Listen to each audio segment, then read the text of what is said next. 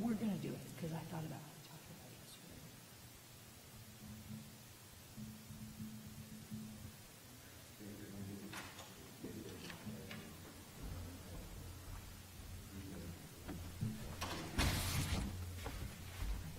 I was probably driving, yeah.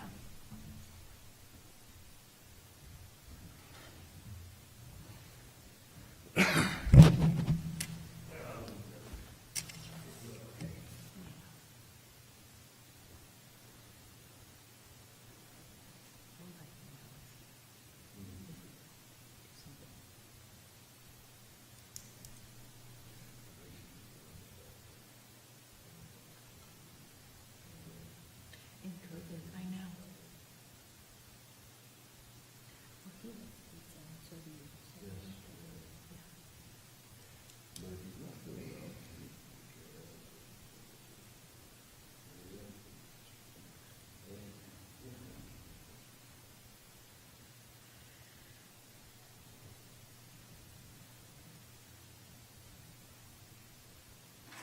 All rise. First District Court of Appeals now in session. All who have business before this court draw near, give attention, and you shall be heard. May God save these United States, the great state of Florida, and this honorable court. Please be seated. Good morning. Welcome to the First District Court of Appeal. We have one case on the docket this morning of CNS Wholesale Groceries versus Division of Alcoholic Beverages and Tobacco. It's case number 22-2940. Mr. Davis, are you ready to proceed? You may proceed.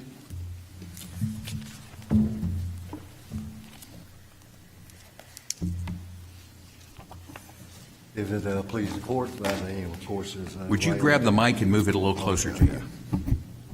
I'll stand a little closer. How's that? Can you hear me? That's better. Okay. Thank you. I'll try to get a little closer to it. My name, of course, is Riley Davis. I am representing the appellant CNS Wholesale Grocers in this appeal. As the court is aware, CNS Wholesale... Mr. Davis, you going to reserve any time? Oh, yeah, give me about 5 minutes. Okay. Okay. And CNS Wholesale has appealed a final order of the Division of Alcoholic Beverages and Tobacco, which denied its challenge, or denied and dismissed its petitions challenging the request by CNS for a tobacco tax refund under Chapter 210. So you filed the initial petition on October 13th of 2015. Well, I think it was, no, that was, yeah, it could be October, it could be August. I can't remember if it was August or October. So the petition was timely filed. Yes, the petition was timely, and that is agreed to by the division, and is also stated in their final order that we timely filed the petition challenging the denial of the tax refund. And so when we did that, when we filed the petition, that petition did specifically simply state that the tax statutes involved were in violation of the United States Constitution, in violation of the Commerce Clause and the So normally when a petition is filed, the department has 15 days from receipt to either grant or deny the petition. That's right. Now, And they didn't do that. What in effect happened here is when we filed it, in the petition, we requested that the division delay sending the case over to Dole. We heard absolutely nothing from the division, and CNS assumed that it had, the division had in fact,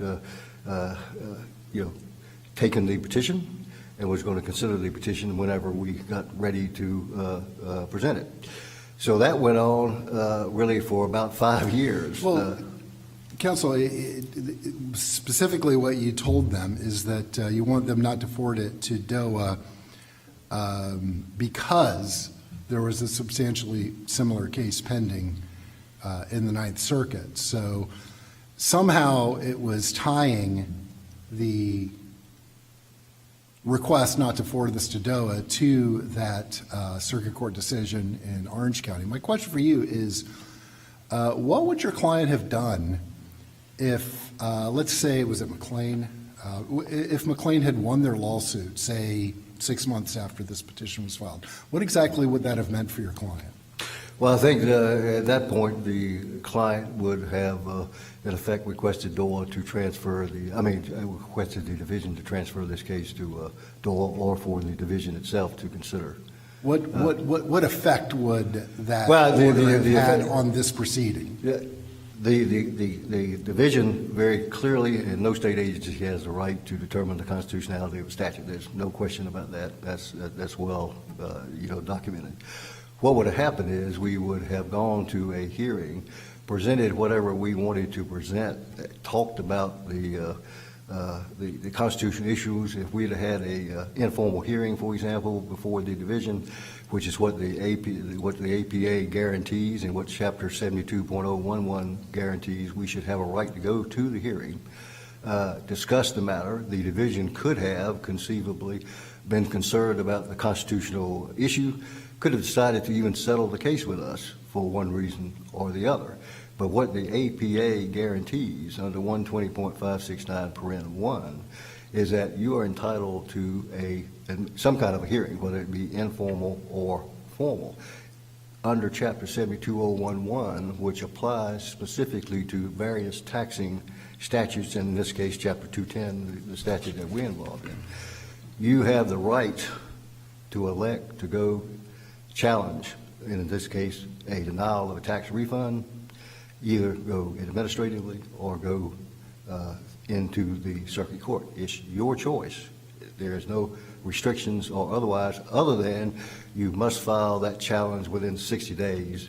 And you did that? And we did that. Okay. No question about that. But I mean, what obligation? I mean, certainly the department was under some obligation to try to move this case along, but what obligation did the petitioner have to move this case along? At this particular stage, absolutely not. Well, We specifically after McLean was dismissed, there was an additional 6 months before an amended petition. It seems like on both sides there was not a lot of effort into making sure things were going forward, and I don't know who the burden was on at any particular time, but the ball seemed to be dropped several times. Yeah. Basically, we all know that in a circuit court, a plaintiff has an obligation to try to pursue his case and move it along, and if it doesn't get moved along, it could potentially get dismissed. That's very clear. But under the Administrative Procedure Act, the burden is on the division to get the case going. Once the party that is substantially affected by the action or inaction of the agency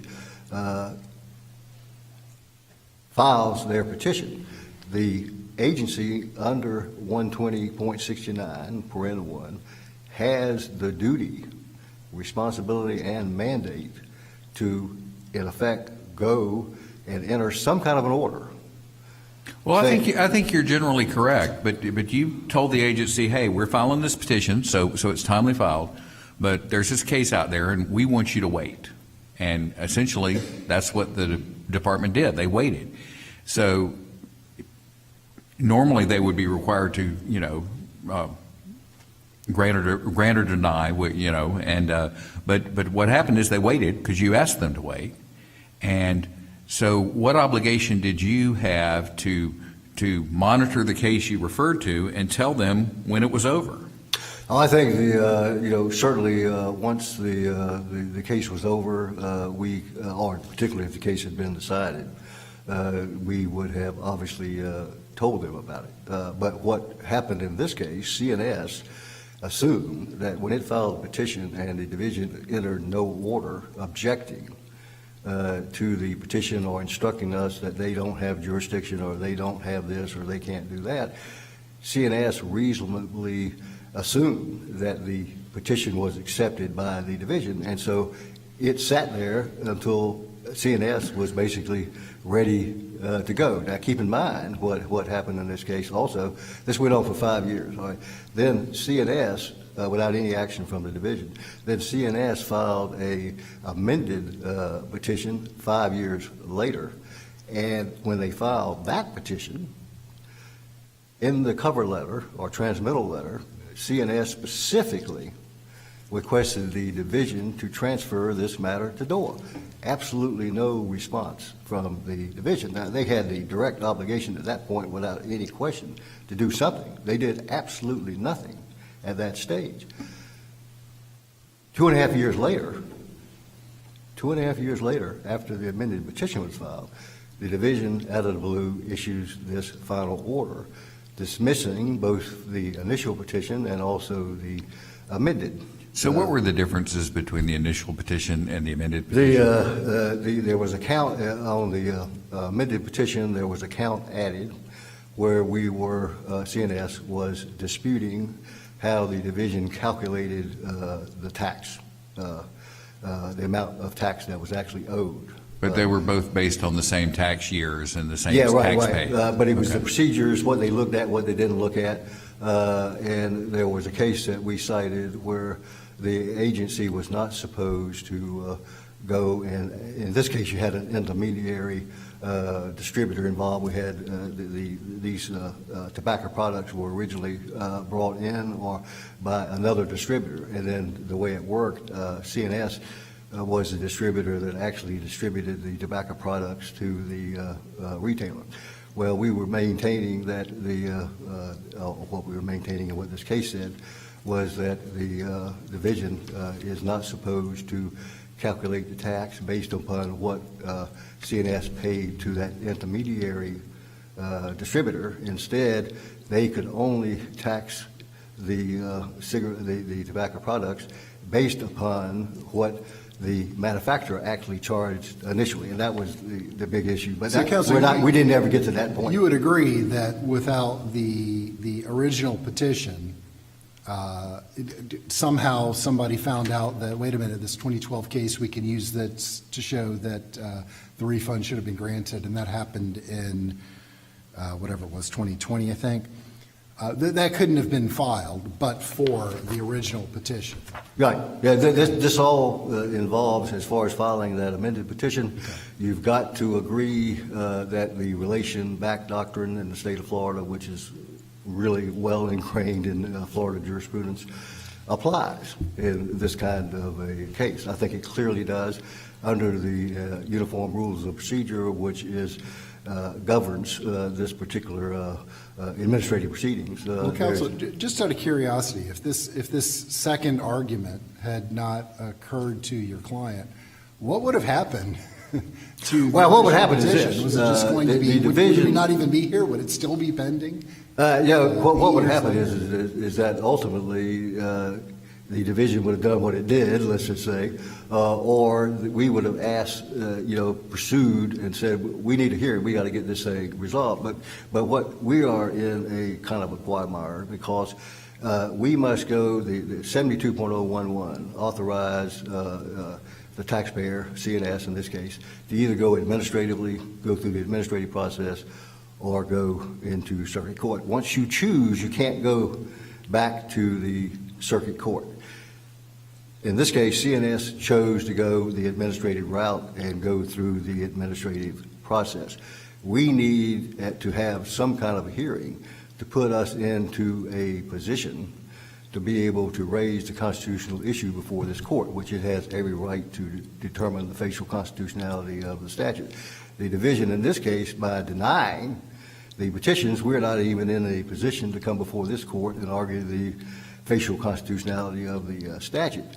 And that's just simply intolerable. And you have a rule in the administrative code on uniform rules of procedure that specifically gives the right to the relation back issue. But even if we weren't even involved in that, we would have a right through division order, working with the division, whatever, to at least go to an administrative informal hearing. Now, what could have happened here? Let's say that other case did not come up and we never, knew about it or raised it or otherwise. What would have happened is that if the division had entered an order like it was supposed to, and that's mandated under 120.569(1), if they had issued an order saying we got a problem with this case. Mr. Davis, I don't want to interrupt, but Okay. you're into your rebuttal time. You may continue if you want. Yeah, let me just finish up one thought and I'll Okay. say, if we had actually if the division had entered an order and said, we got a problem, or we could have adjusted what we did. We could have turned around and said, what we want is an informal hearing. And I think under 125.69(1), we would have been entitled to an informal hearing. Keep in mind that the division has jurisdiction over this controversy because of 120.569(1) and also 72.011. The Administrative Procedure Act and the Administrative Process is not a got you type statute. The legislature gave us the ability to go either way, and for whatever reason, CNS chose the administrative route on this particular matter, and we should not be penalized by doing what the statute specifically authorized us to do. All right, thank you. I'm on grant 2 additional minutes to each side so you can get a more robust rebuttal time. All right, thank you. And Ms. Adams, you will have that extra 2 minutes if you want to use it.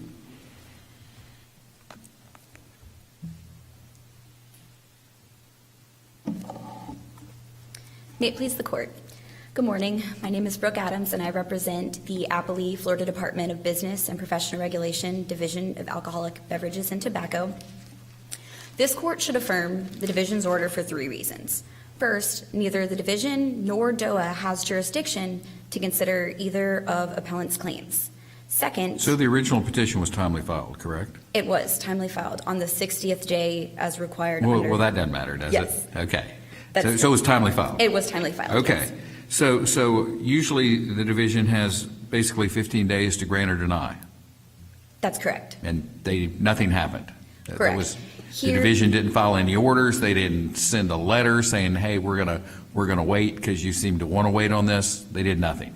No, it did not. It did not respond, but it did exactly what the appellant asked it to do, which was hold the case and not forward it to DOA. Okay. And Counsel, let me pick up where Mr. Davis left off on that exact point.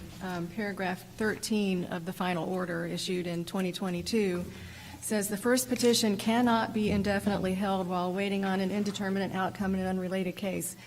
Isn't that the first and only time the department addressed the, motion to stay, or whatever you want to call the second paragraph of the petition?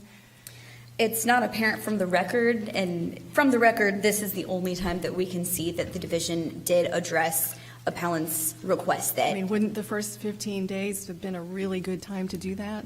it would have. However, an agency's failure to follow prescribed procedures only mandates reversal if there's a showing that the harm impaired the fairness of the proceedings or the correctness of the outcome here.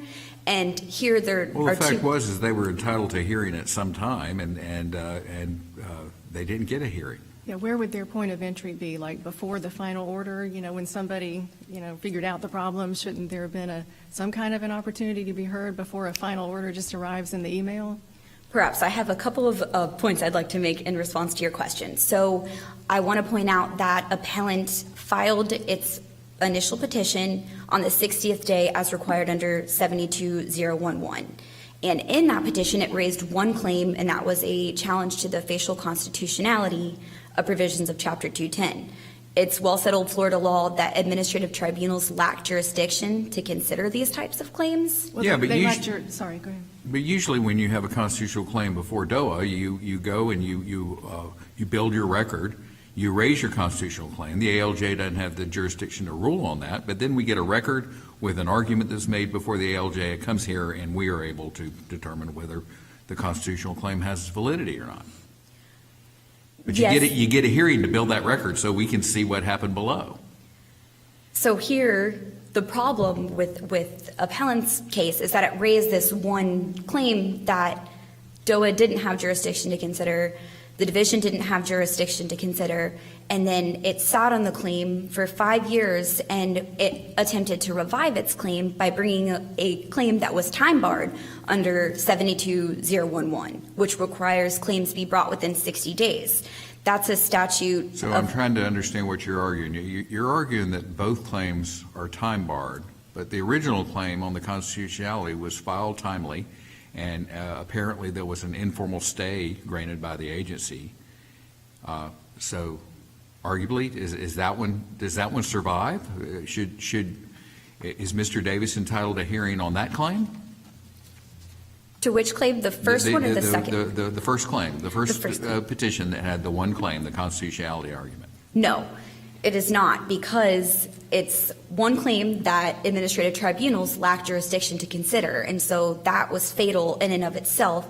And then it's time-barred second No, claim. if they hadn't have asked for this informal stay, what would have the agency done? Would they denied it because it was a constitutional claim? Yes, it would have been Without sending it to DOA and without building a record? Correct. I mean, It- certainly the agency doesn't have the authority to rule statutes unconstitutional, and they should have denied it. But usually it goes to DOA, and everybody puts forward their evidence and their arguments, and then it comes up here on appeal.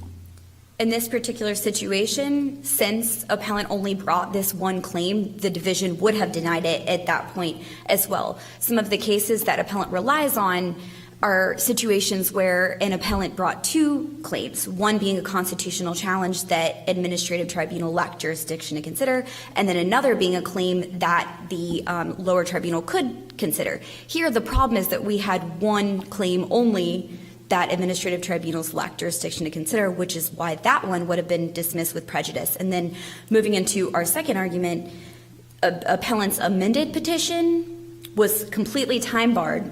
They attempted to Well, if their revive. only claim was a constitutional argument, what does it matter what this other case held? Why didn't you just deny it? Because we were doing exactly what the appellant had, or I'm sorry, the appellant had asked the division to do. We were holding it because they requested we hold it based on some other case, and they didn't follow up. We didn't hear from them for 5 years, and that's when they brought their new Well, they didn't petition. hear from you for 5 years either, so it's kind of, there are good arguments on both sides. Is there any procedural rule that requires that a request for relief be in a separate document or in a motion, something titled a motion, so it'll kind of be on the docket and trigger any action by the division? Not that I'm aware of Okay. in this context. But I would like to talk more about appellant's claim about the amended petition where it raised the time-barred complaint. Appellant claims that the relation-back doctrine applies here. However, it does not. And the first, second, and third district courts have issued opinions in which they have declined to apply the relation-back doctrine in a context of a statute of non-claim like here. And So 72. what's the first DCA case? Sowell versus Faith Christian Community. It was issued in 2018. And that one, the appellant there challenged a property tax denial of some sort, and this court held that the relation-back doctrine could not revive its initial petition, and there were a couple of jurisdictional problems at issue in that case, but the one that's most applicable here is that there was an untimely amended petition, and the court held that the relation-back doctrine could not apply here in the context of a statute of non-claim. How does the administrative rule, which allows these petitions to be amended, fit into this question? So the administrative rule is akin to the relation-back doctrine under Florida Rule of Civil Procedure, and since several courts have held that the relation-back doctrine does not apply in a statute of non-claim, it would follow that the administrative rule allowing petitions would also not apply in the in the context of a statute of non-claim. Are there any other, maybe I should direct this to Mr. Davis, but are there any other cases pending in the pipeline for different refund periods that raise the cigar industry equal protection argument? There are, yes, and there actually was one, a PCA issued in this court with CNS as a party, and they also, in that case, raised the same constitutional challenge that they do here. And then I would like to get back to my points about how the division delayed in ruling on appellant's petitions and how that was a harmless error. As I stated earlier, an agency's failure to follow prescribed procedures only mandates reversal if there's a showing that it impaired the fairness of the proceedings or the correctness of the result. Given that neither the division nor DOA has jurisdiction to consider either of appellant's petitions, the result would not have changed. And something that's Well, very... counsel, just to follow up on what Judge Roberts was talking about, let's suppose, again, they did not ask you to hold it. You simply looked at the petition and said, oh, this is a constitutional claim, we can't consider that, it's dismissed. They appeal it. They appeal that. Now, given what Judge Roberts has said about what we can do with constitutional claims, what would have happened if you had refused to give any hearing at all to the constitutional claim and it had come up here? And they say that we had a right to be able to create a record on the constitutional claim.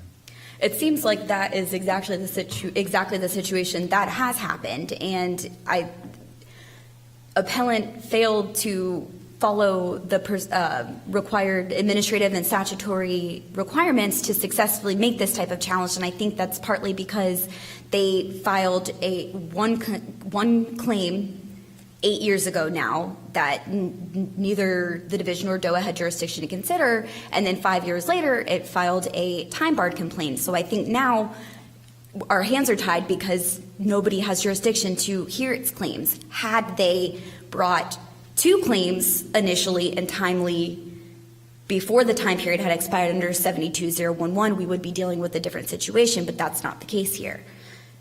And I think it's also telling that when appellant filed its petition for a formal administrative hearing and requested that we withhold from sending it to DOA, they raised the McLean case, which was later voluntarily dismissed, but when it filed its amended petition, it brought up a completely separate case that had been decided prior to the tax refund challenge period that it was bringing up here.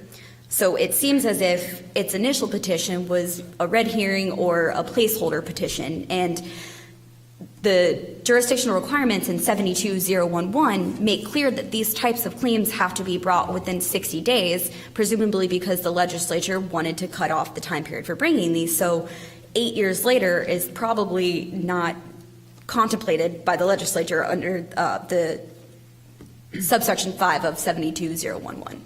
I think we're in a, not contemplated is the problem. I mean, all over the place on both sides, this wasn't contemplated. Are there any cases, rules, or statutes directly on point with these facts? When it comes to the amended petition, there are. The whole idea of would you please hold this, and then it just crickets, for 5 years. I mean, I couldn't find any, and I don't think anybody cited any. We're looking at general propositions. And so when you have a case where there's due process considerations and there's really nothing, there's no clear, red cow standing in the field case that tells us what to do, why shouldn't the tie go to the runner when you're dealing with a private, a taxpayer and a state agency? Because here in this situation, the time period has long passed and neither the division nor DOA has jurisdiction to consider either of these claims at this point.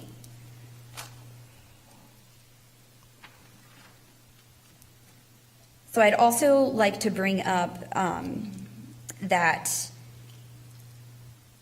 Judge Roberts, you brought up, we may have touched on this already, how the division did not respond to the initial petition. There are 2 points I want to bring up about that. One, if the division had responded to that and it would have dismissed the petition that day, no amendments would have revived or helped its claim at that point because it filed that petition on the 60th day required. And so any amended complaint at that point, even if we had given them a chance to amend it, would have been futile because it would have been time barred. And then another point that I wanted to bring up was that they're precluded from arguing that they were deprived of due process based on that by the invited error doctrine because they specifically requested that we not forward its case to DOA, and the division did exactly what it had requested. And this leads me back to my overarching point that there is a harmless error here. A due process error is harmful if there's a reasonable probability that the result would have been different but for the error. But here, given that the division lacks jurisdiction to consider both of these arguments, DOA lacks jurisdiction to consider both of these arguments, and that this is reaching this point 8 years after the initial tax challenge had been filed, despite the fact that 72011 makes clear that these types of claims have to be brought within 60 days. I think it's easy to conclude that any error is harmless at this point. And if you have no further questions, then we request that you affirm for these reasons. Thank you.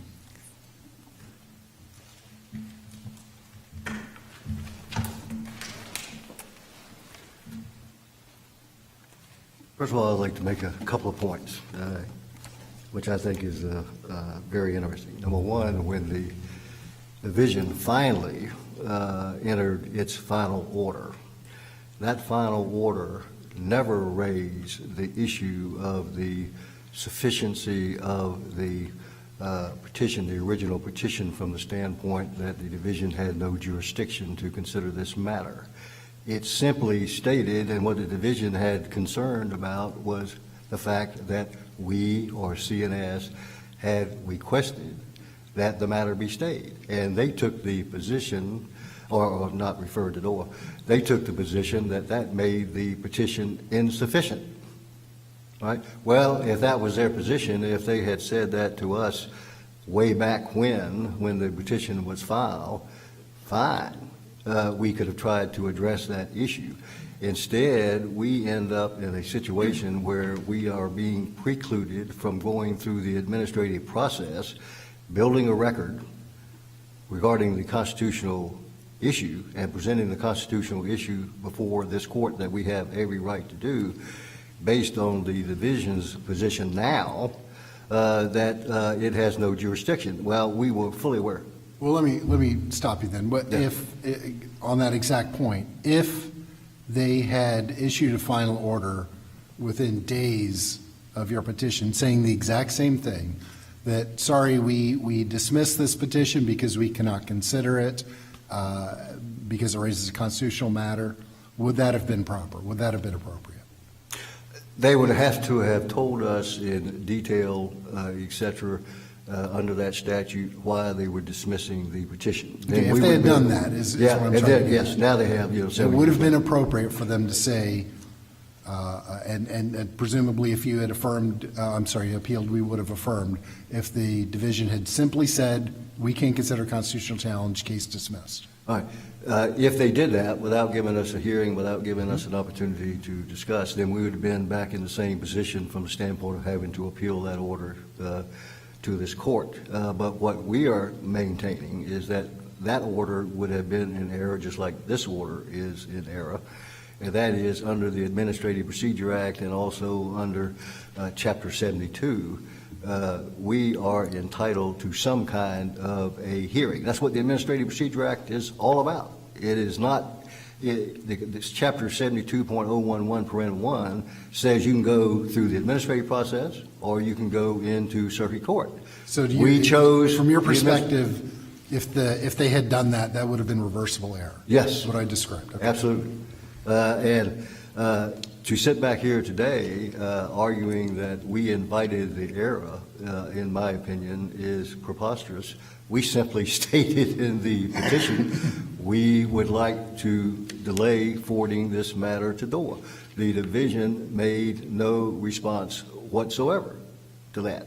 Now come before this court today trying to maintain that the CNS somehow invited the error because we requested that when the division clearly has the requirement and mandate that it actually enter some kind of order within 15 days, of the filing of the petition as to whether or not they're going to accept it, deny it, or what problems they may have, and then at the same time give you a chance to amend or take some kind of other action. But we had no notice of anything regarding it. And so we respectfully request that this court vacate that order and remand this case back to the division for either an informal hearing where we can build a record on the constitutional issue or send this case to DOA if you agree with CNS's position that the relation back doctrine does apply.